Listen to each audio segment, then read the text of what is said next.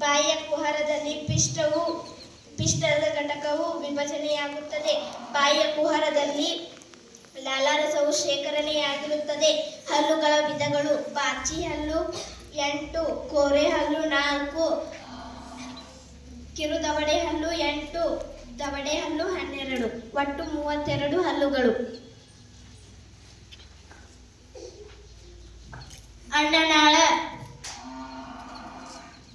ಇದರ ಕೆಲಸವೇನೆಂದರೆ ಬಾಯಿಯಲ್ಲಿ ಜಗಿದ ಆಹಾರವನ್ನು ಜಠರಕ್ಕೆ ತಲುಪಿಸುವುದು.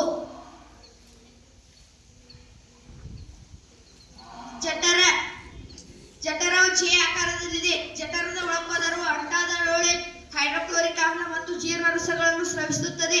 ಜಠರ ದೇಹದೊಳಗೆ ಸೇರಿರುವ ಎಲ್ಲ ಬ್ಯಾಕ್ಟೀರಿಯಾಗಳನ್ನು ಹೈಡ್ರೋಕ್ಲೋರಿಕ್ ಆಮ್ಲ ಕೊಲ್ಲುತ್ತದೆ. ಜೀರ್ಣರಸಗಳು ಪ್ರೋಟೀನ್ಗಳನ್ನು ಸರಳ ವಸ್ತುಗಳಾಗಿ ವಿಭಜಿಸುತ್ತವೆ.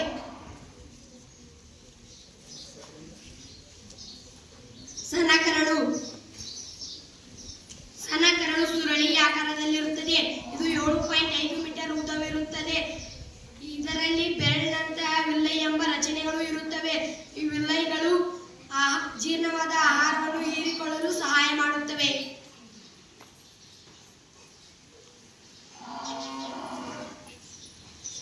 ಯಕೃತ್. ಇದು ಕೆಂಪು ಮಿಶ್ರಿತ ಕಂದು ಬಣ್ಣವನ್ನು ಹೊಂದಿದೆ. ಮಾನವನ ದೇಹದ ಅತ್ಯಂತ ದೊಡ್ಡ ಗ್ರಂಥಿ ಯಕೃತ್. ಇದು ಪಿತ್ತರಸವನ್ನು ಸ್ರವಿಸುತ್ತದೆ. ಪಿತ್ತಕೋಶ.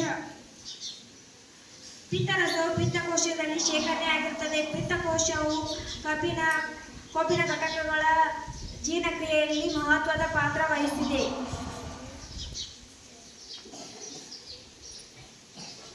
ಮೆದೋಜೀರಕಾಂಗ. ಮೆದೋಜೀರಕಾಂಗ ಜಠರದ ಕೆಳಗೆ ಇದೆ. ಕಾರ್ಬೋಹೈಡ್ರೇಟ್, ಕೊಬ್ಬು ಮತ್ತು ಪ್ರೋಟೀನ್ಗಳ ಮೇಲೆ ಮೆದೋಜೀರಕ ರಸವು ವರ್ತಿಸಿ ಅವುಗಳನ್ನು ಸರಳ ರೂಪಕ್ಕೆ ಪರಿವರ್ತಿಸುತ್ತದೆ.